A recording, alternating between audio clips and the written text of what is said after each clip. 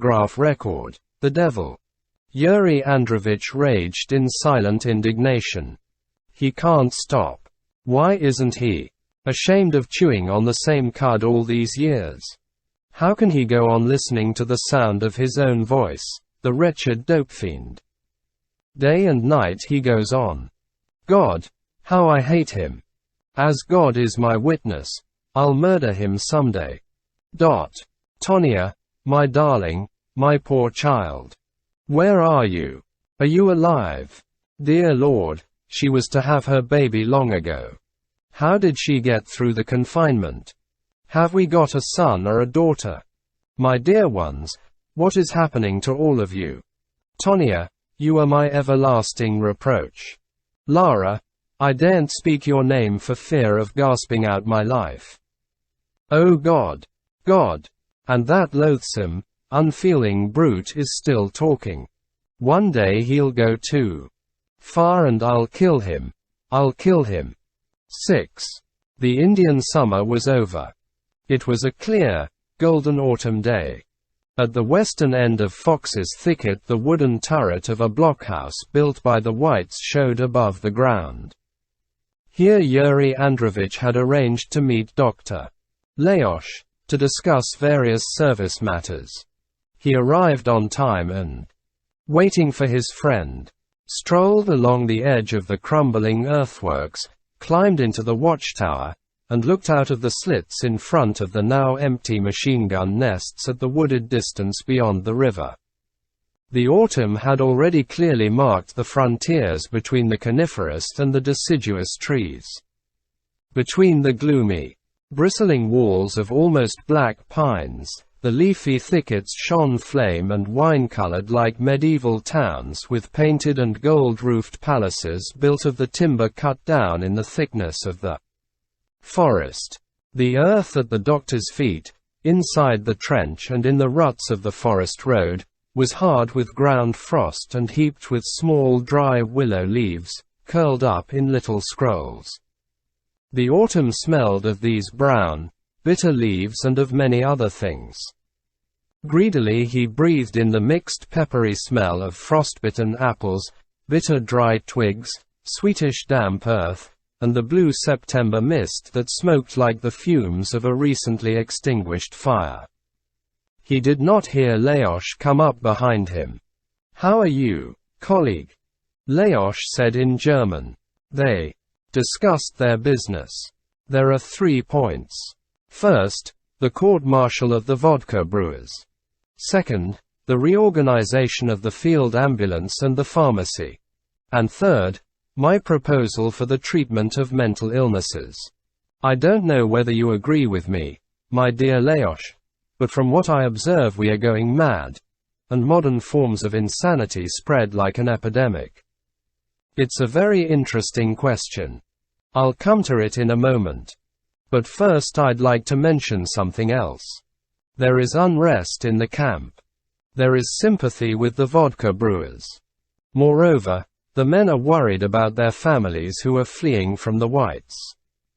As you know, there's a convoy coming, with wives, children, and old people, and many of the partisans have refused to leave the camp until it comes. I know. We'll have to wait for them. And all this on the eve of the election of a joint commander for our unit and several others, so far independent of us. I think the only candidate is Comrade Liberius. But some of the young people are putting Vdovchenko forward. He is supported by a group, alien to us in spirit, connected with the vodka brewers. Sons of shopkeepers and kuliks, deserters from Kolchak. They are particularly restless. What do you think will happen to the vodka brewers? I think they will be sentenced to be shot and be reprieved. Well, let's get down to business.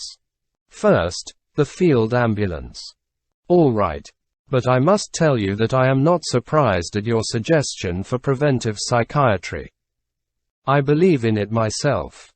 We are faced with the rise and spread of a form of psychic illness that is typical of our time and is directly related to the contemporary upheavals. We have a case of it in the camp. Pamphil Palik, a former private in the Tsarist army with a highly developed class instinct and devoted to the revolution. The cause of his trouble is precisely his anxiety for his family in the event of his being killed and of their falling into the hands of the whites and being made to answer for him. It's a very complex case.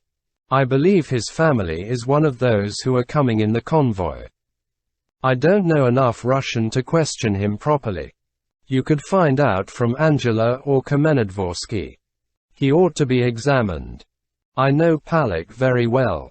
At one time we often came across each other in the Army Soviet.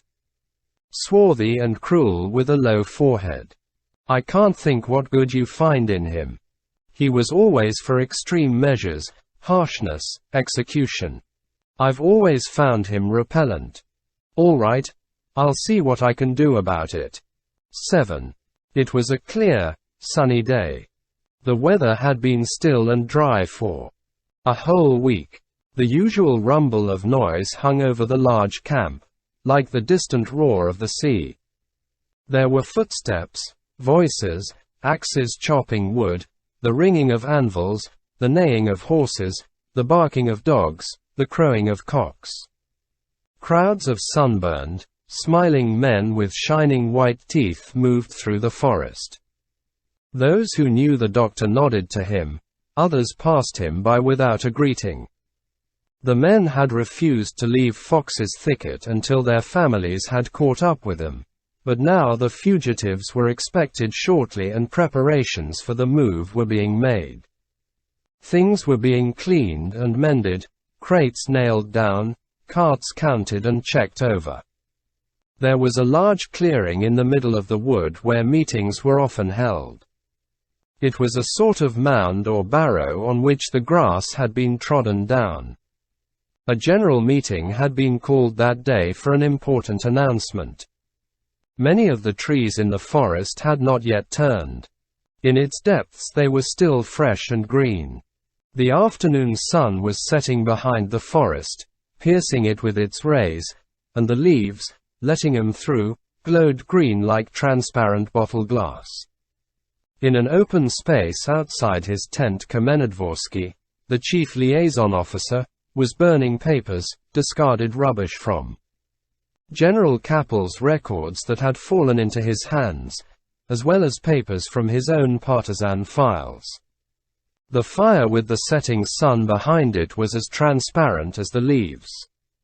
The flames were invisible and only the waves of shimmering heat showed that something was burning. Here and there the woods were brilliant with ripe berries. Bright tassels of ladies' smock, brick red alderberries, and clusters of viburnum, shimmering from white to purple. Whirring their glassy wings, dragonflies as transparent as the flames and the leaves sailed slowly through the air. Ever since his childhood, Yurii Andreievich had been fond of woods seen at evening against the setting sun. At such moments he felt as if he too were being pierced by shafts of light. It was as though the gift of the living spirit was streaming into his breast, piercing his being and coming out at his shoulders like a pair of wings. The archetype that is formed in every child for life and seems forever after to be his inward face. His personality awoke in him in its full primordial strength, and compelled nature, the forest, the afterglow, and everything else visible to be transfigured into a similarly primordial and all-embracing likeness of a girl. Closing his eyes, "Lara," he whispered and thought, addressing the whole of his life, all God's earth, all the sunlit space spread out before him. But every day, current reality was still there. Russia was going through the October Revolution, and he was a prisoner of the partisans. Absent-mindedly he went up to Kamenodvorsky's bonfire. "Burning your records? Not finished yet. There's enough of this stuff to burn for days." The doctor kicked a heap of papers with his foot. It was the White Staff headquarter correspondence. It occurred to him that he might come across some mention of Rantsevich. But all he saw were boring, out-of-date communiques in code. He kicked another heap. It proved to be an equally dull collection of minutes of partisan meetings. A paper on top of the pile said, "Extra urgent. Re-furloughs. Re-election of members of draft board. Current business. In view of the fact that the charges against the schoolmistress of the village Ignatadvortsy have not been substantiated, the Army Soviet proposes." Kamenadvorsky took a piece of paper from his pocket and handed it to the doctor. "Here are your marching orders for the medical unit. The convoy with the partisans' families is quite near and the dissensions inside the camp will be settled by this evening, so we can expect to move any day now." The doctor glanced at the paper and groaned. "But you're giving me less transportation than last time, and there are all those extra wounded. Those who can will have to walk. There are only a few of these. What am I to do with the stretcher cases? And the stores and the bedding and the equipment? You'll have to manage somehow. We must adjust ourselves to circumstances. Now another thing. It's a request from all of us. Will you have a look at a comrade of ours, tried, tested, devoted to the cause and a splendid soldier? There's something wrong with him. Palak. Lajos told me. Yes. Go to see him. Examine him. He's a mental case. I suppose so. He says he sees will-o'-the-wisps. Hallucinations, evidently. Insomnia. Headaches. All right. I might as well go and see him now, since I'm free at the moment. When does the meeting begin? I think they're coming now. But why bother? As you see, I'm not going either. They'll manage without us. Then I'll go and see Pamphil. Though I can hardly keep my eyes open, I'm so sleepy. Liberius Avakovich likes to philosophize at night, and he's worn me out with his talk. Where do I find Pamphil? You know the birch grove beyond the rubbish pit? Yes, I think I know it. You'll find some commander's tents in a clearing. We've put one of them at Pamphil's disposal. He's got his family coming. They're in the convoy. That's where you'll find him in one of the tents. He's got battalion commander status as a reward for revolutionary merit. 8. On his way to see Pamphil, the doctor was overcome with fatigue.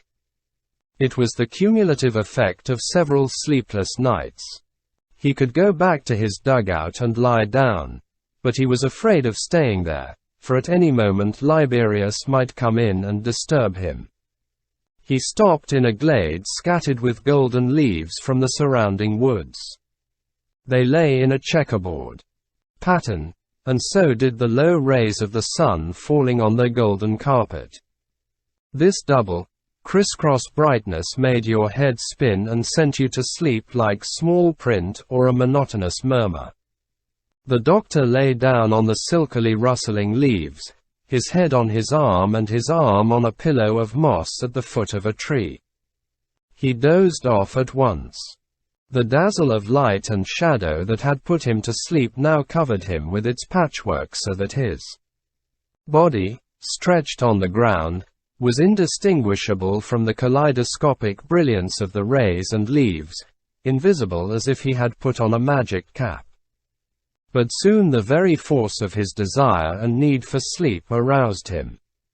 Direct causes operate only within certain limits.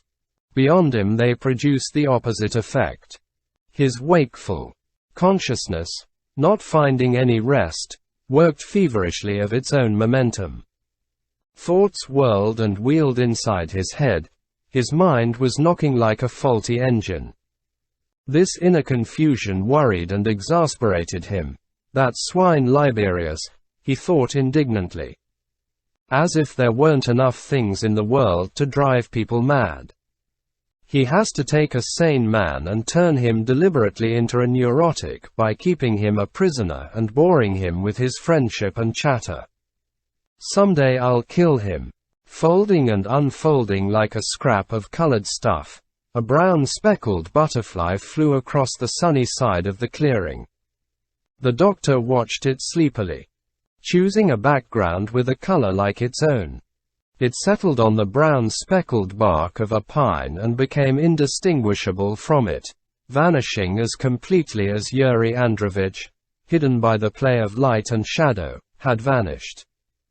His mind turned to its accustomed round of thoughts. He had touched on them indirectly in many medical works concerning will and purposefulness as superior forms of adaptation, mimicry and protective coloring, the survival of the fittest, and the hypothesis that the path of natural selection is the very path leading to the formation and emergence of consciousness. And what was subject? What was object? How was their identity to be defined? In the doctor's reflections, Darwin was next to Schelling, the butterfly that had just flown by, next to modern painting and impressionist art. He thought of creation, the creature, creativeness, the instincts of creation and simulation.